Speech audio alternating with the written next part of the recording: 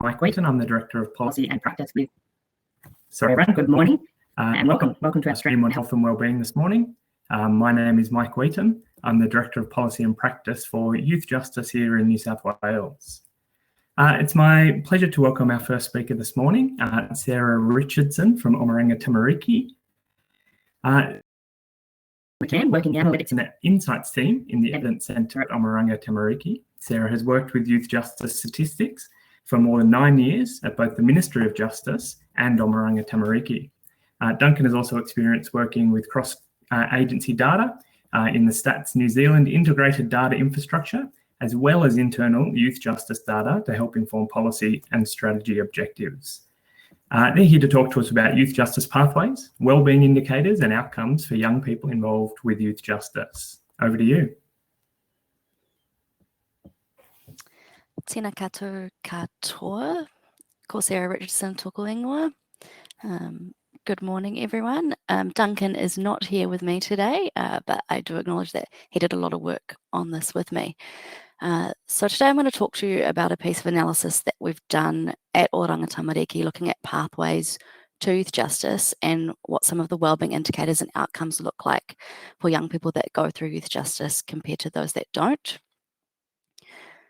So there's many reasons why we wanted to look at youth justice pathways, but one of the driving reasons we did this was that there's this commonly held perception that the care and protection system turns out young people into youth justice, which in turn turns out adults who go on to offend and end up in prison.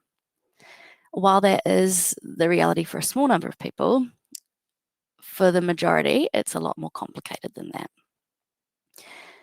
And as we were scoping up this research, we also thought not only do we want to answer that question, we also want to look at what these kids look like at 3 different points in their life. So we want to know what's happening for these kids in terms of their well-being before they enter youth justice, what's happening for them at around age 17 as they age out of the remit of YJ and Oranga Tamariki, and then we want to know what happens to them when they leave us as well. So to do this, we used indicators from the IDI, which is the Integrated Data Infrastructure, which is a big research database managed by StatsNZ.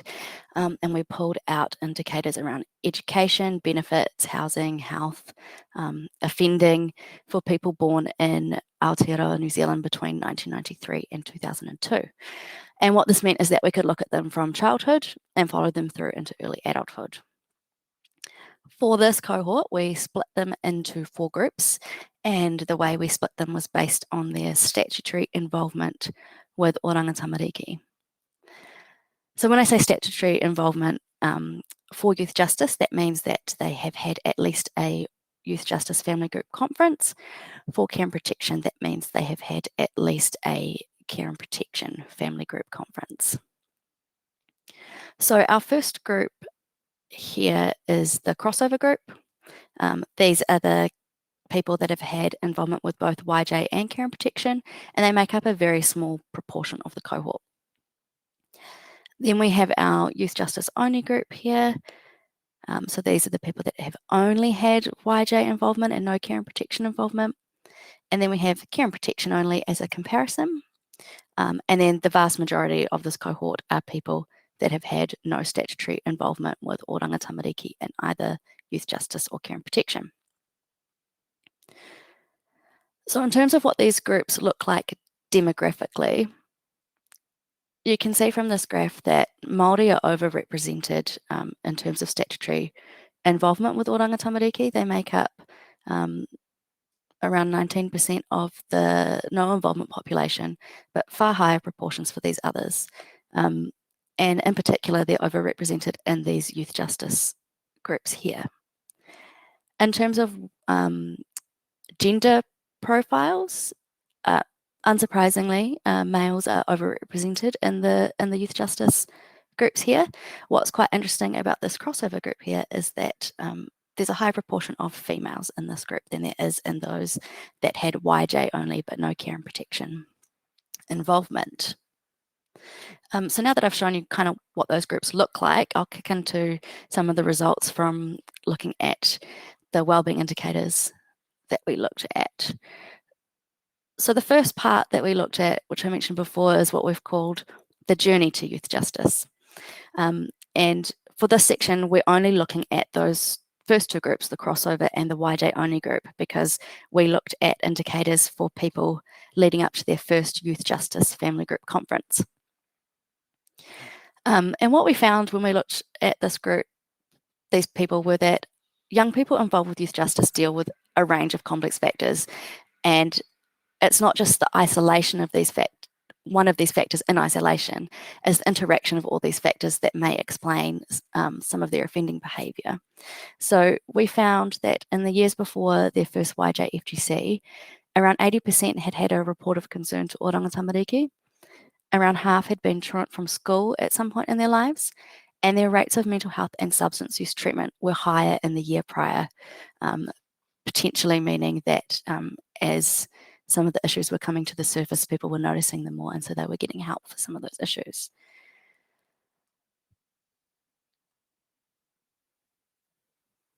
What I would mention as well with some of these indicators is that there are things that will contribute to people being involved with youth justice that we can't measure in this type of data. So things like cultural connectedness, social bonds, identity, all these things that form up a larger picture we can't measure, but we have these administrative data points that we can look at, which is what this research looks at. In this section of the research, we constructed journey diagrams, and there's quite a few of them in the research, but I'm just going to show you one as an example today. This one looks at what care and protection interaction and family violence notifications look like for young people involved in youth justice before their first YJFGC. And so the way you interpret these is these people down the side indicates the age at which a young person had their first YJFGC. And then we have our indicators in these little boxes here, and then the proportion of the group that had that indicator. So for example, if we look at people who had their first YJFGC at age 16, you can see that in the year before that, 7% of those people had been in an out-of-home care and protection placement. 6% had been in a care and protection placement in the 1 to 2 years before, and 8% in the 2 to 5 years before.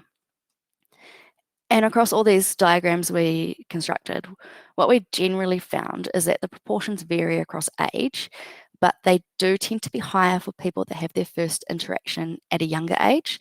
So for example, if you look at these family violence notifications for people who had their first YJFGC at age 13, in the year before that, 50% of these kids had had a family violence notification in their family. And as you roll up to the 14-year-olds, 15-year-olds, 16-year-olds, that proportion starts to decrease a little bit. So as I said, there's lots more of these diagrams in the research if you want to check them out for other indicators. The next piece we looked at within this analysis was what's happening for these young people at age 17 as they're about to age out of the remit of oranga tamariki and be in the remit of the adult justice system. So for this section, we're able to use those care and protection only groups and the no involvement group as comparators with the YJ involved groups. And what we found from these results is that the indicator suggests that that crossover group has poorer wellbeing at age 17 than any of our other groups. They were more likely to have committed an offence in the previous 12 months. They were more likely to have been in a youth justice placement than the youth justice only group in the previous 12 months. They were more likely to have had a ROC or report of concern in the previous 12 months. They're more likely to have been in a care and protection placement. And generally, they had low wellbeing across education, health, income indicators, and they're also more likely to experience victimisation than the other groups. So they have a whole lot of complex factors interacting with each other there. This piece here shows you what their offending looked like before turning 17, so between the ages of 16 and 17. And what you can see from this is that having been involved in YJ, these two groups were more likely to offend in that year, which makes sense, but the proportion is higher for this crossover group than it is for the YJ only group.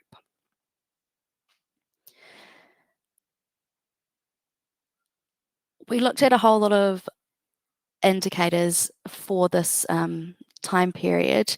I'm just going to show you the education ones, and the way that we read these tables are that the red shading indicates where a group is faring worse and the blue shading indicates where a group is faring better.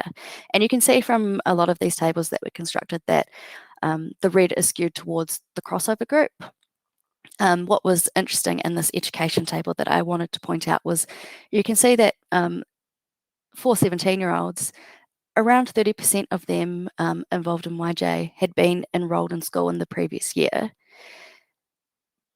But you see that their rates of enrolment in a tertiary course, so not university, but like NZQA or Polytech, were higher than our CP only and no involvement groups, kind of indicating that as part of a plan to address their offending, that they have been enrolled in some education.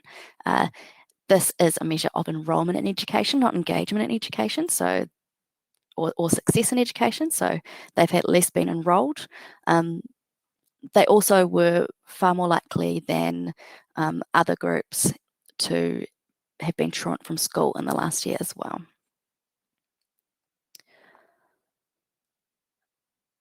So now I'll move on to the next section, which is what things look like for these people between the ages of 17 and 22, so in their early adulthood.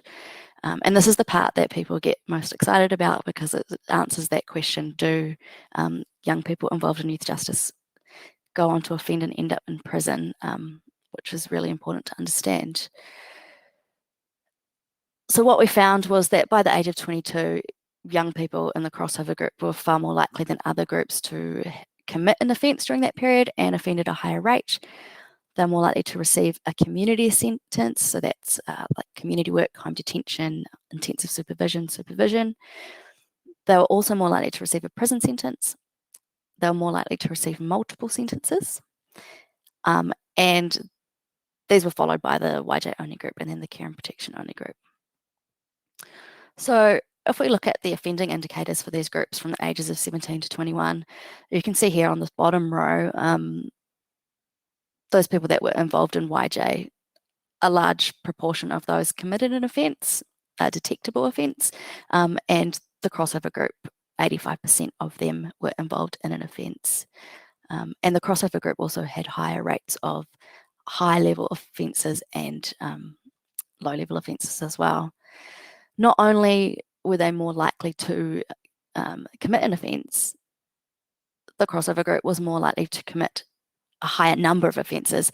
So here you can see the average number of offences per person for the crossover group is 6.8 compared with 4.5 for that YJ only group.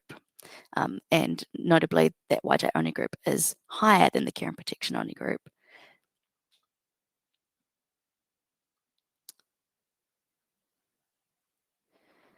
This bit here, this shows you the proportion of people in each group by the most serious correction sentence they received in that period of early adulthood.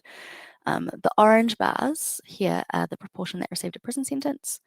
The green are those that received a community sentence, and the grey are those that did not receive a corrections administered sentence.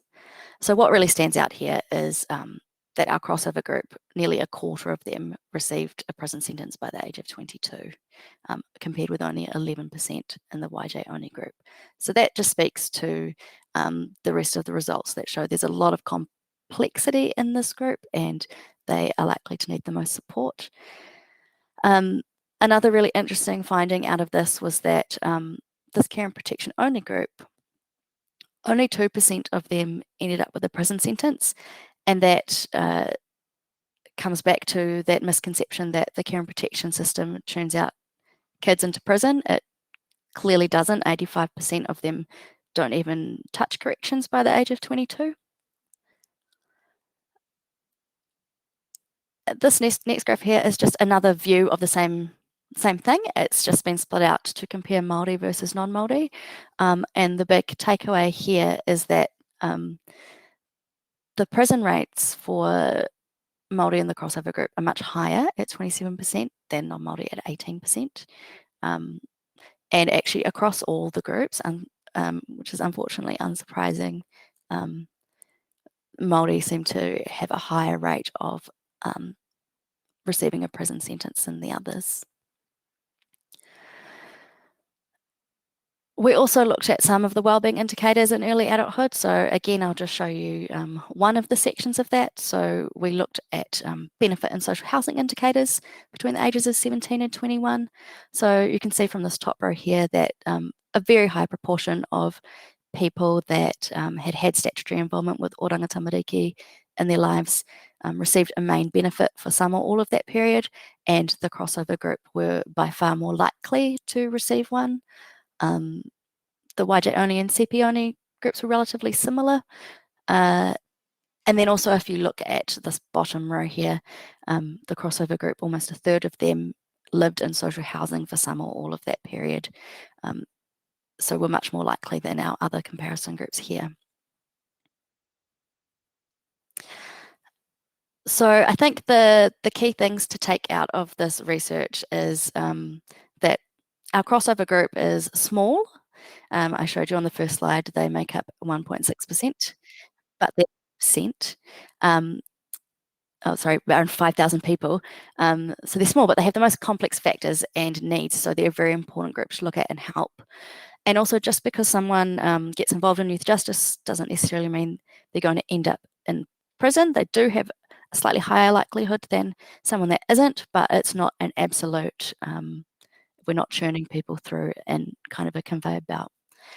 If you want to see all the research underlying this, there's a paper published online. There's a lot more detail and discussion in that paper, and there's also an accompanying piece from Oranga Tamariki YJ Operations that kind of speaks to some of the programs that they've got going that kind of speak to these results or relate to these results.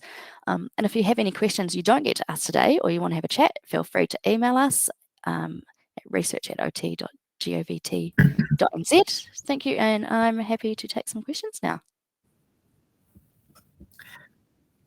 Thank you, Sarah. That was absolutely fantastic presentation. You really pulled together the stats really neatly and presented them in a way that told a really clear story.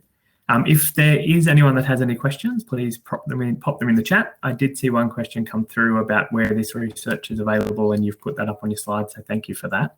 I did have one question, though, about whether there was anything that you discovered about young people that were involved in the community service or child protection system, and whether they got involved in youth justice any earlier in their life trajectory. Yeah, so I'd have to go back and check and look into the data more, but I would say that given those journey diagrams we looked at, they probably could, just by way of being noticeable to government services, but you would hope that maybe that would help address some of the issues before they got to youth justice. So we don't have an actual timeline on that, but that's a really interesting question and a piece of research that could be done with this data. Thank you. Questions coming through in the chat. So did prison rates differ between genders across the groups? Yes, so they did. So males across all groups were more likely to end up in prison. And you'll see from that crossover group how the female representation increased a little bit. The female representation for prison rates did increase slightly as you got more up into that crossover group as well. Great, thanks, Sarah. A question comes from the chat from Mary Woodward. Thanks, Sarah. I'm sure we can all hypothesize young people in more like issues, but I'm not sure if you're able to explore those factors. Which I think I've already done. Do you have any suggestions as to replace for those vulnerable young people?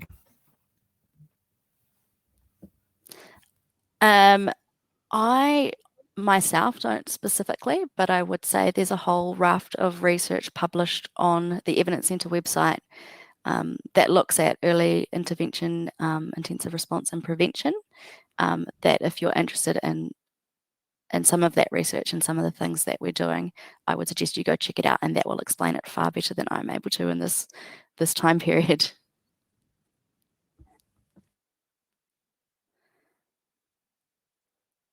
Thank you, Sarah. You're welcome. Well, and I don't know whether this will be one answerable now. Do The you have data for ethnic-specific young people, mixed ethnic young people, and by region, and breakdown of these numbers? Yeah, so the difficulty with this kind of analysis coming out of the IDI is that once numbers get really, really small, they get suppressed and they can't be released for analysis. So we would be able to look at further ethnic breakdowns, further regional breakdowns. We don't have it specifically on hand at the moment, but we'd be able to do something. It just depends on some of those really small groups. Once you get really granular, we may not be able to see a clear picture or see results.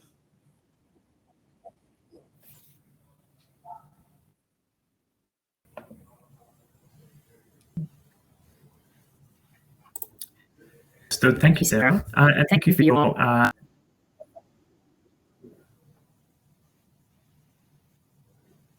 and for answering all of the questions. That's been incredibly helpful, and for providing the link to that research. That's absolutely fantastic. So thanks again, Sarah. We'll now move to our next speakers. So next up we have Melissa Saliba, Ellie, Minney, and Nellie Richardson. They're here to talk to us about towards culturally intelligent multidisciplinary assessment in custodial settings. Melissa Saliba is a senior speech pathologist. Ellie Minney is a senior Youth Justice Assessment and Intervention Service in South Australia. Nellie Richardson is a senior Aboriginal advisor in Youth Justice South Australia as well. Team from South Australia. Good morning. Wabaya. We would like to firstly acknowledge that the three of us today, we are on the traditional lands of people, and we respect their spiritual relationship to the country. We also acknowledge the Gunner people as the custodians of the Greater Adelaide region, and that their cultural and heritage beliefs are important today for the living. Okay, so in this presentation today, we're going to be discussing the balancing of cultural and clinical needs. So today we're going to be presenting on the considerations and collaborative process that occurred in order to conduct psychology or cognitive and speech pathology assessments in a culturally sensitive way. And we're going to be going through this in the form of a complex case study. So I guess we just want to preface this with the fact that we're not experts in this area, and we're not implying that we are or that we've done everything right. Rather, by sharing our experiences and our journey, we really hope that it opens up and prompts conversations and reflections on culturally sensitive practice during multidisciplinary assessment processes more broadly. That is, navigating the space between cultural and clinical needs of the young person and of the assessment. So we hope that it provides some consideration for policy and procedure development around clinical assessment of young people involving equally clinical and cultural staff. So this slide here provides some context about the Kalanatapa population. So Kalanatapa is our Youth Justice Centre in South Australia. And so this was from 2019 to 2020. And what you can see here is a significant overrepresentation of Aboriginal young people within our system. So these statistics don't involve young people who haven't been admitted to custody, so clients that maybe are on bail in the community, and they're not indicative of the young person who may present more than once but for a different offence. So this presentation is in the context of working with a young adolescent Aboriginal male from remote South Australia, the APY lands. The young person was in remand for alleged serious offences. He had a history of experiencing complex trauma and substance use and low levels of school attendance. His first and preferred language was Pitjantjatjara, according to himself and his grandmother, and English was a second language. Just to extend on, so the acronym APY stands for Anango Pitjantjatjara Young Pitjantjatjara, and it is a very remote community. Within the Pitjantjatjara communities, and South Australia, There are multiple languages that are still active and that community people use. So we look at the west coast of South Australia, lean towards the Western Australian border. There are language groups of Minney, Wirrungul and Bugutha. You go further east here in Adelaide and the areas around, we have the Ghana language that is spoken further northeast, communities, and then within the Anangon, Pigdara, Yangundara lands, there are also various dialects spoken. Just as a further explanation for you all. Thanks, Nellie. So in terms of this referral, concerns were originally raised by the young person's solicitor that they couldn't understand their legal instructions in their meetings. Of course, it's a prerequisite for fair legal proceedings for a young person to comprehend their matters and make informed choices. This young person was also queried to have possible difficulty understanding their conditions. And finally, staff with Galana Tapa also raised behavioural concerns, which resulted in another referral.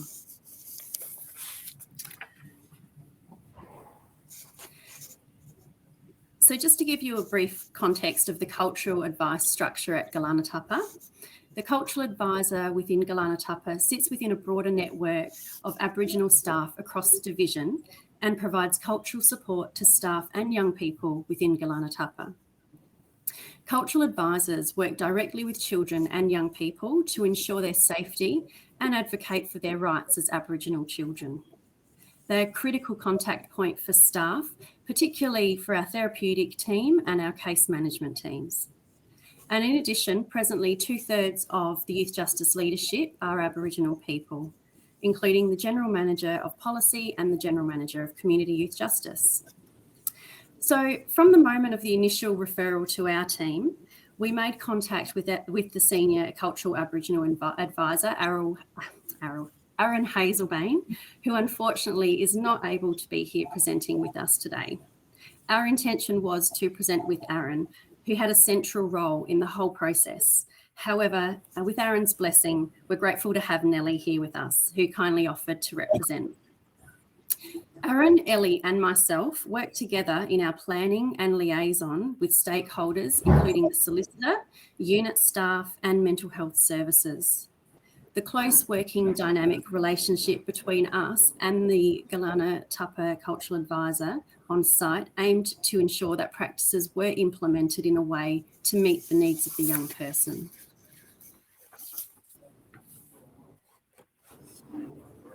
So the clinical team here at Galana Tapa decided that cognitive and oral language assessment was warranted in order to person's needs and understanding of things like their legal matters and their conditions. So many of the young people that we work with here require tailored communication approaches based on their cognitive profile and or language profile. And identifying this is really important to support their wellbeing and to facilitate positive interactions with other people. And we also wish to note that diagnosis can be a really important gatekeeper to disability services and funding and supports, but we also must consider that diagnosis is not always wanted by Aboriginal young people and their families. So we were trying to address this assessment from a really culturally responsive way. The purpose of this slide is to briefly acquaint you with what a typical assessment process might incorporate, particularly for those of you who aren't clinicians in the psychology or speech pathology realms. So typically the assessment process involves obtaining collateral information and interviewing the client and relevant family members and supports. There's client observation and there's usually standardised assessment involved. Standardised assessments are generally considered a gold standard for diagnostic assessments, but we'll discuss the limitations of standardised assessments for assessing Aboriginal people a little later. In speech pathology, there are also other child-centred or what we call criterion-based approaches to obtain and analyse natural language samples, and measure skill levels against expected developmental norms for their age. So then in terms of language assessment, the tasks aim to assess different aspects of language like vocabulary, sentence structure, syntax, linguistic concepts, just to name a few. And this is done for both the understanding of language and also the ability to express yourself and talk in using language. And then there's also the appropriate use of communication in social situations, which we call pragmatics. So there are lots of different forms of cognitive assessment, and I'm just going to talk about, I suppose, the most commonly implemented one, which would be intelligence testing. So some of you might have heard this being referred to as IQ testing. So typically Western cognitive assessment looks at crystallized or general intelligence, and the most commonly used in studies tests will assess comprehension, perceptual reasoning, word and processing speed. And of course, there are a number of other cognitive assessments that measure different things that I just haven't gone into here for the purpose of time. So it's recognised in the research that the reliance on standardised assessments for cognitive and language assessment of Aboriginal young people can lead to misdiagnosis for a number of reasons, including the use of normative samples in which Aboriginal young people are not usually represented.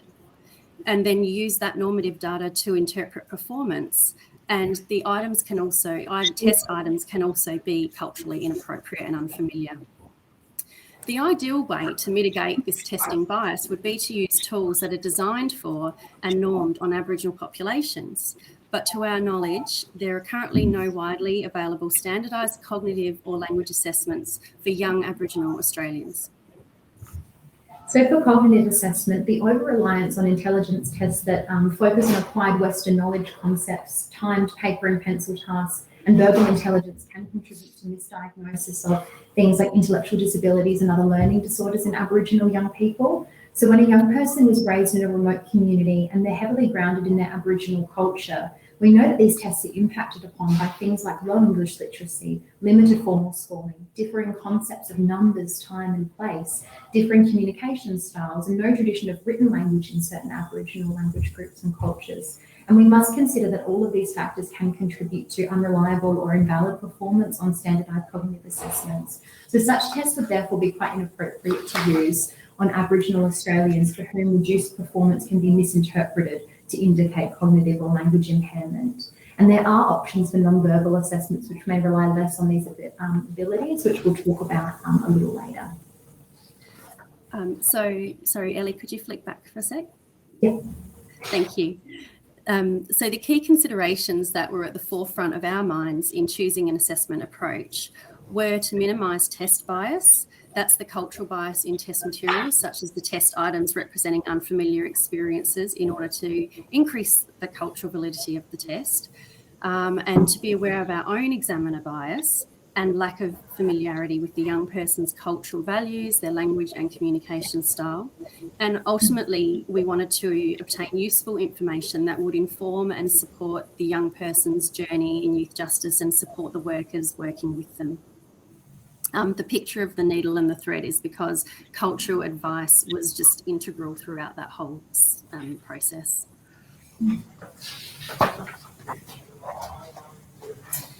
So during assessments of all young people, we aim to prioritise their wellbeing, so emotional, physical, cultural wellbeing. And clinical considerations within this case study were primarily mental health concerns. So this young person had a psychiatric assessment by an Aboriginal psychologist to rule out things like psychosis. And it's really important to address these areas prior to assessing a young person's cognition, because if they're not well, emotionally or spiritually, invalid performance. And also family and cultural staff and key stakeholders held some concerns about the young person's emotional wellbeing. So it's really important for us to constantly liaise with cultural staff. Cultural staff also had their own separate meetings to consider a nunquery, and I'll let Ellie speak to that. So accessing a nunquery for a young Ngunnawal person, and Ngunnawal is the word descriptive for someone from within the Ngunnawal Pinjarra lands, and a nunquery for all purposes from a Western lens is a doctor, is a psychologist, is a counsellor. A nunquery can carry many specific roles, and it doesn't necessarily mean that one particular person that is a nunquery would be able to provide the help or give the help that this young person at the time needed. I also believe that further information came to light that this young individual also in terms of chronologically was under the age of 18, so still required the consent or the involvement of adults who had responsibility for this young person. But within Aboriginal culture, within Ngunnawal culture, has gone through law business and was no longer identified within the Ngunnawal community as a boy, but then now as a man, as a wati. So that added a further level of complexity as to how to engage, and also looking at when you're talking to a young person of, say, under the age of 18, who is considered within his own community as a wati, therefore was able to make their own decisions. So how, hence with the scales, how was what was required legally versus what was required and needed from Ngunnawal lens to balance to meet their needs. And in this situation, the young person declined involvement of a non-community. Yeah. So in terms of family and community, this young person's family were engaged with by the cultural advisors throughout the assessment process, with the young person being aware of this. So collateral information was sought from family by staff who were very familiar with the young person, but also familiar with the young person's family and culture. So it was actually decided that instead of us as clinicians contacting family, that the cultural advisor would do that. And so they were able to ask questions that we were interested in, so about things about upbringing, developmental milestones in a really culturally sensitive and responsive way. And so this would look like not just firing off questions as we might be tempted to do as clinicians, but engaging in a story-based discussion or a yarn with family. And so we needed to balance this with our desire for specific questions relating to commonly used concepts like developmental milestones that perhaps didn't translate directly to language that the family were using. So in terms of the environment, it's acknowledged that the overall environment of testing was likely to be culturally unfamiliar or uncomfortable to the young person. And because the young person's typical day in community was reported to include independent walking around the community, running errands, and not sitting for long periods. So the inclusion of a Pitjantjatjara interpreter for all sessions might have contributed to some enhanced feelings of cultural safety. However, the interpreters were still personally unfamiliar to the young person. However, we had little control over the environment, and at the time a cultural garden was under development and now offers us that option for future assessments, and ideally that would have been great to have used a more comfortable and familiar environment like that.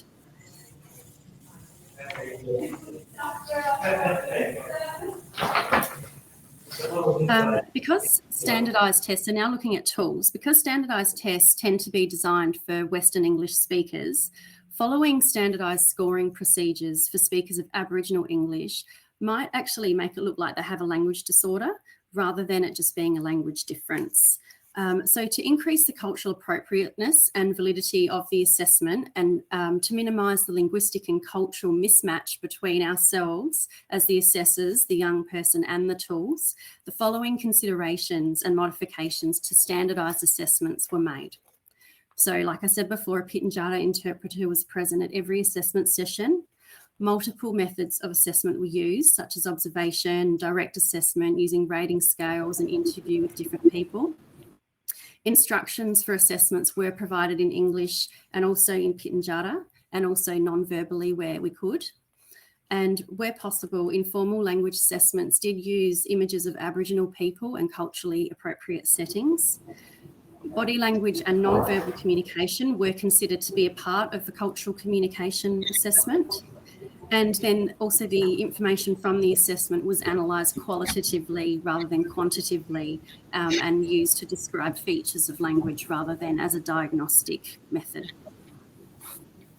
So from a cognitive assessment perspective, it's not uncommon for young people in remote areas to be unclear about age. There's just not the same focus on chronological age as we might have in our Western cultures. So This young person's age was ultimately unknown and was reported to vary by year, so that really limits the tools we can choose as assessors in terms of assessing the young person. So in the end, a non-verbal cognitive assessment was utilised, so this isn't biased upon language abilities or language difference, and is thought to decrease, I suppose, cultural bias. So the test also didn't require literacy and numeracy skills. We wouldn't want to say that a young person has low intelligence when perhaps they're just not familiar with the English alphabet or English numbers. And also the assessment focused quite heavily on visual stimuli and use of gestures, which we know from the literature is personally important to Aboriginal people when they're undergoing cognitive assessments. The test was brief and time limited to reduce distress, and there were lots of movement breaks. So it was really important for us to try and mimic this young person's day-to-day life as much as possible, so they could see out to nature. The test wasn't timed, they could get up and move around and have a wriggle. And we didn't want to be framing behaviours as inattention, inability, loss of motivation or loss of interest in the task. So that's why it was important for us to select a tool that allowed them to exhibit all of those behaviours and not be penalised. Unfortunately, the tool couldn't involve relevant stimuli like perhaps bush foods, animals, relationships, and that was a limitation of the assessment. So I know we're running out of time, so just briefly, I suppose this slide is to emphasise that there were multiple stakeholders involved, and we all know this is really common with our youth justice advice. There are lots of people and lots of services involved. So it was really critical for us to have transparency and a high level of communication with other stakeholders throughout. We didn't want to be conducting assessments that would be conducted elsewhere and would be emotionally and culturally distressing for the young person. And so the Aboriginal advisors within each stakeholder groups are really key parts of helping us manage that. And like I said before, have their own separate meetings to discuss sensitive topics that needed to be resolved for the young person. So just finally, we'd like to just present a couple of take-home messages. One is, and probably the most important, is that the cultural and advice was just occurred from the very beginning and all the way through, and that was just so essential to the work we did, and we gained so much from that for our own personal learning as well as it being beneficial for the young person. And the other point I'd like to make is that we did our best clinically. We recognise there might have been things we could have done better, and we're continuing to learn in this field and do research in the, like as in look for research in the area. Unfortunately, that's quite limited. So we're also guided by what is happening in other jurisdictions as well.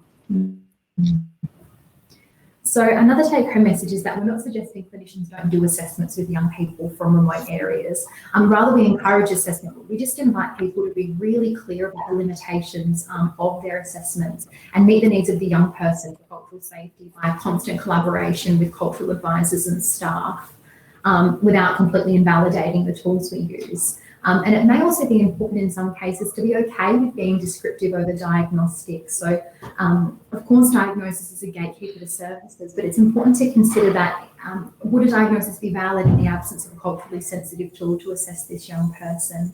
And it's really a balancing act that's best determined by close work with cultural advisors and relevant clinical supervision. So we thank you for listening, and that's us finished. Thank you so much, Melissa, Ellie and Nellie. That was an absolutely fantastic presentation and some truly valuable work that you guys are doing. That work move forward not only in South Australia, but across Australia and other jurisdictions. We have run out of time for Q&A, unfortunately. However, if you're able to hang around in the session, anyone can add questions and you can answer those directly. And we're happy you. to put it in. All again. Thank you. Perfect. Thank you. All right, our last speakers of the session, and we have Tina Brendas and Alison Grace joining us to talk versus therapeutic interventions, how to juggle the competing priorities. Tina is the Executive Branch Manager of Bimbri Youth Justice Centre in the Australian Capital Territory. She has worked in the youth justice system for 19 years. Her areas of specific interest relate to therapeutic support to young people in custody to enable their ability to make positive change and successfully reintegrate back into the community. Tina holds an Executive Masters in Public Administration and a Bachelor degree in Psychology. Miss Alison Grace is the Deputy Centre Manager of Bimbri Youth Justice Centre in the Australian Capital Territory. Alison has worked in the ACT Youth Justice System for years, including Youth Justice Administrator Secretariat from 2012 to 2014. Alison has a Master's in Social Science, Criminology, and a Graduate Certificate in Public Sector Management. Alison is passionate about developing teams that support young people engaged with the youth justice system to be safe, strong, and connected. Tina and Alison, welcome. Thank you. Thank you. I'd like to start by acknowledging the traditional custodial presenting to you from this morning, the Ngunnawal people, and pay my respects to elders past, present, and emerging. I'd like to acknowledge the important contribution they make to our city and our region, and welcome all Aboriginal and Torres Strait Islander peoples joining us today. I would also like to acknowledge and pay respects to the people of the land, Tangata Whenua of Aotearoa, Ngā mihi ki ka kia ko tō katoa. I hope I've pronounced. Yuma from Ngunnawal country. We are from Bimbri Youth Justice Centre, Canberra, in Australia's Capital Territory, and are speaking today about our learnings from a major incident that occurred at Bimbri in August 2019. We would like to share with you this morning the impact this major incident had on our centre in a small jurisdiction. We will discuss the ongoing impacts on young people, staff, resources, and the centre operations. We will share with and address the recommendations made in multiple reviews by external consultants and our oversight agencies, and what we have learned from this experience to improve our policies and procedures, improve our practice, and to ensure we are delivering high quality best practice services to the young people in our care, while also ensuring we are providing a safe and professional workplace for our employees. For those of you who are unfamiliar with Bimbri, Bimbri is located in North Canberra and is the Australian Capital Territory's only youth justice centre. Bimbri provides safe care and custody to male and female young people aged 10 to 21 years old, remanded or sentenced to a period of detention by the ACT Children's Court and Supreme Courts. Bimbri has been operational since December 2018 and was designed based on a school campus model with separate residential, civic and community zones. Design reflects the broader community, providing a normalised environment for the young people in our care. Generally, the centre operates 4 units, Corey, an induction unit with 4 holding rooms and 4 bedrooms, Namaji, a residential unit with 3 wings of 4 bedrooms each, and Majura and Bendora residential units with 2 wings of 6 bedrooms each. Young people are separated across these units and reside with other young people. Custodial status, remand or sentenced, age, security classification, and other factors known about the young person's maturity, intellectual capacity, and community associations. The daily operations of the centre reflect a pro-social day for young people in our community. Each morning, young people are woken up to eat breakfast and participate in the morning routine in their unit. The young people then attend school, participating in a variety of classes throughout the day until recess and lunch breaks. On the weekends, school is replaced with a range of recreational activities in their unit and around the centre. Young people also participate throughout the day in visits and appointments and afternoon recreational programs. In the evening, the young people return to their units to eat dinner and participate in an evening routine, including chores and family phone calls before being secured in their room for the night. Bimbri has the physical capacity to hold up to, but on an operating capacity of 21 young people. Our numbers fluctuate significantly with the number of young people in custody, on an average day ranging from 15 young people, which was in the 2019-20 financial year, to 9 young people in the 2020-21 financial year. As you can see, our centre, in comparison to other youth justice centres across Australia and New Zealand, is small. We look after a relatively small number of young people, however, complex. Additional complexity is also created due to our small size. Staff need to manage young people of different genders, different ages, and different custodial statuses together. Oh, I've just jumped. On the 26th of August, Bimbri experienced a major incident which involved an unprovoked attack by young people against staff in an attempt by the young people to escape. We would consider the incident small in size. It involved 6 young people and lasted approximately 90 minutes. The impact on a youth justice centre the size of Bimbri was significant. The young people did not achieve their plan to escape. However, they did cause injury to staff and disrupt the normal operations of our centre. 2 years on, the impacts of this one incident are ongoing. At the time of the incident, Bimbri was experiencing ongoing staff. Rolling lockdowns were increasingly being utilised as a management strategy, and consequently, young people were spending longer than average secured in their rooms, and they were not regularly able to participate in our normal daily routines of the centre. Staff shortages were also having an impact on the daily staffing numbers, with an increase in unplanned leave. In a small jurisdiction such as the ACT, with only one youth justice alternative workforce for us to draw upon, and it takes approximately 18 weeks for us to recruit and train new youth workers.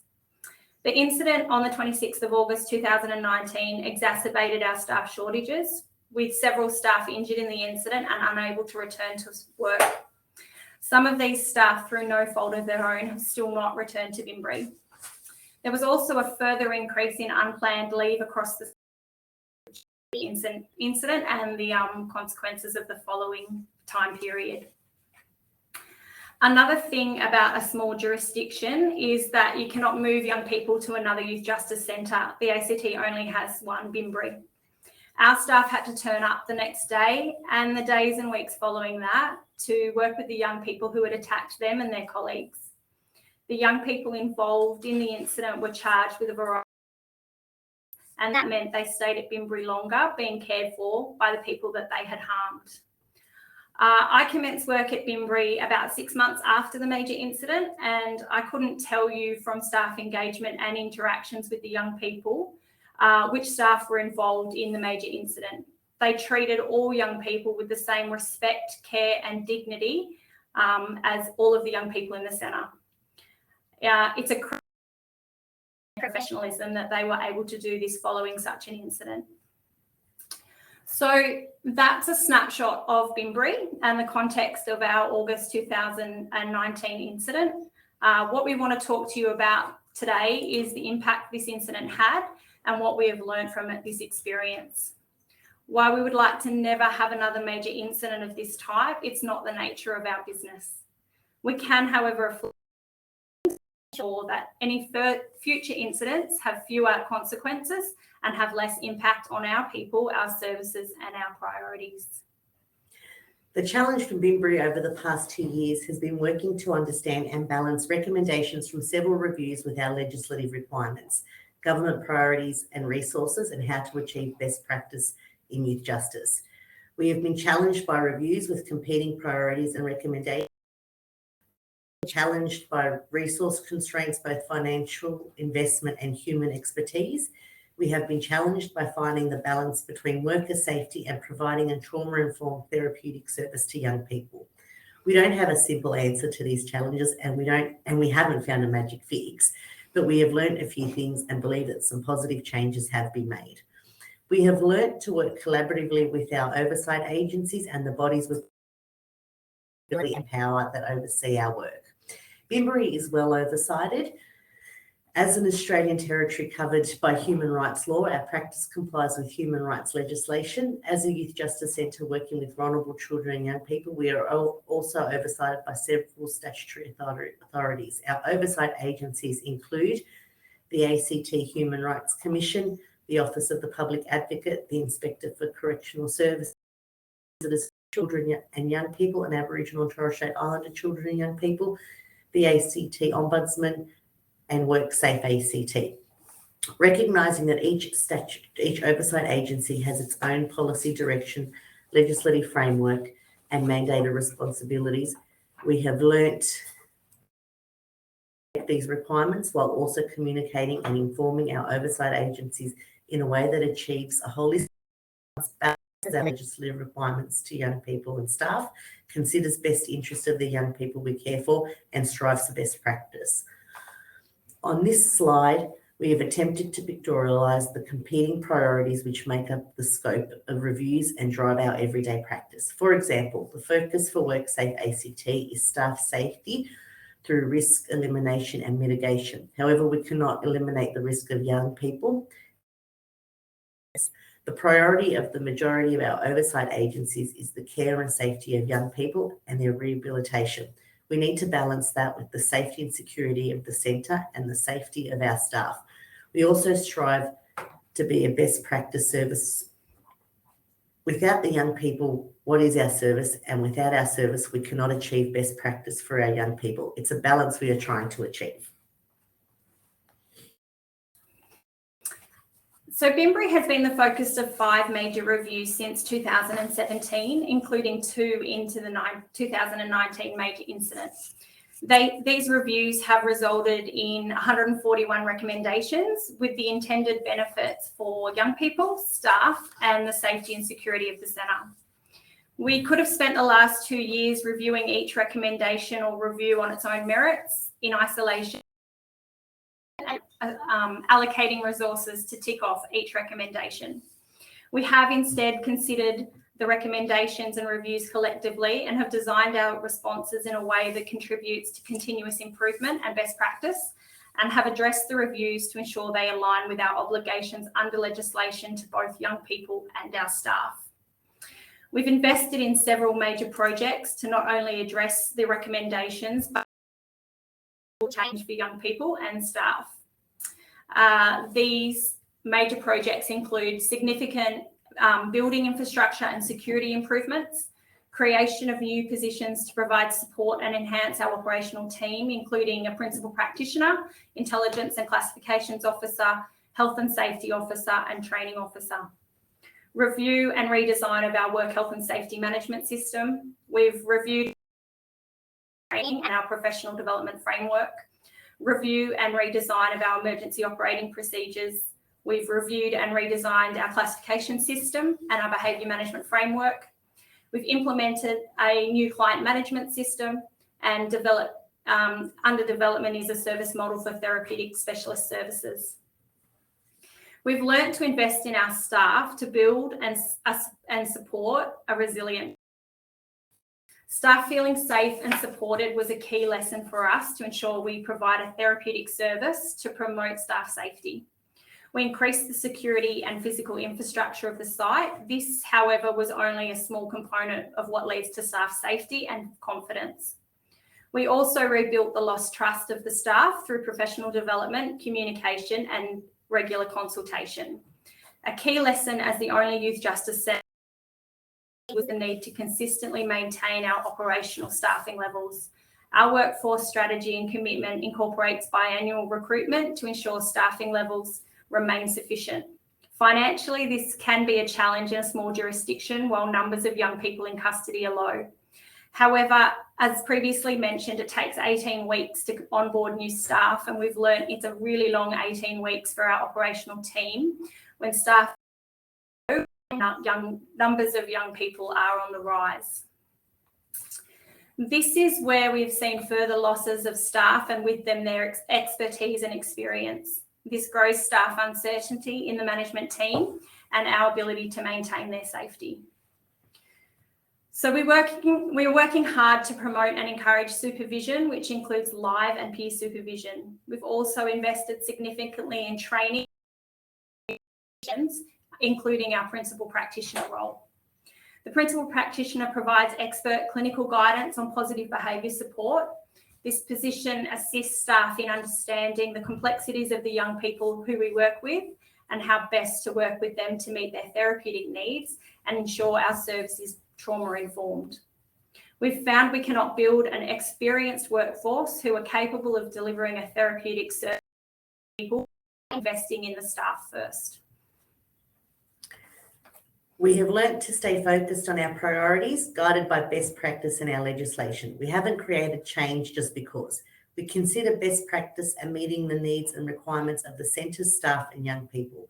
This includes balancing the different requirements under the multiple pieces of legislation, such as the Children and Young People Act, which prioritises the best interest of the child, the Safety Act, which prioritises worker safety. Instead of reacting to recommendations, we have been pragmatic in responding to the safety of the staff and young people in working through projects and creating change that will provide sustainable benefits. This further demonstrates to staff we are committed to their safety and the rehabilitation of young people in our care.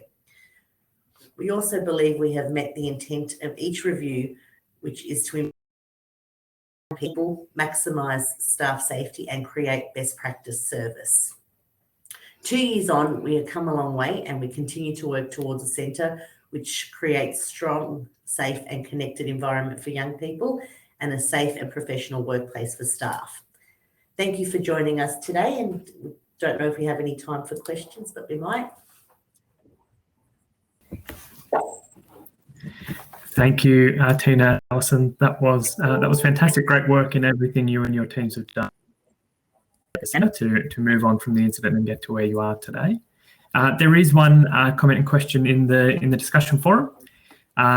So there's a bit of a comment there, and then ultimately the question at the end is, what training have the staff stated that they valued since the time of the incident? I think it'd be a combination, ensuring that we've got a range of mandatory training, but also training through our professional providers such as the Australian Childhood Foundation, who run a series of training around working with young people with complex trauma and in particular focus in these environments. So that's always a valuable training, as well as our responding to critical situation training is another training that staff value. So our supervision training.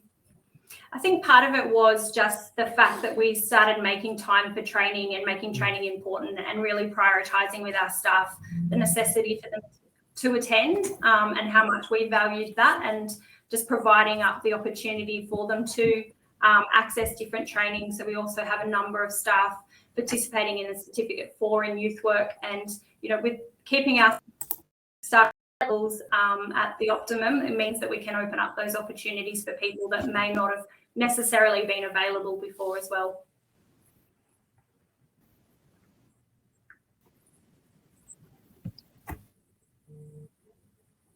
Fantastic, thank you. Question from me. You've obviously made progress and improvement to the system overall. That's enabled you to make the changes that you have made, what would it be? Sorry, you cut out a bit there. We missed that, Mike.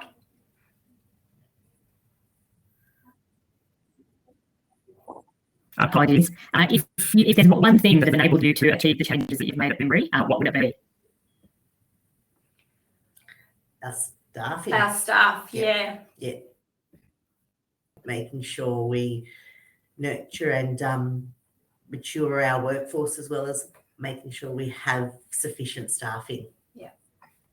Just being able to build on their expertise and their confidence so that they're comfortable in doing their role and doing what they can with the young people means we can then turn our mind to the young people and introduce new things for them that will create a better environment. And as we've said, and to keep them, the young people, feeling safe and connected to their community.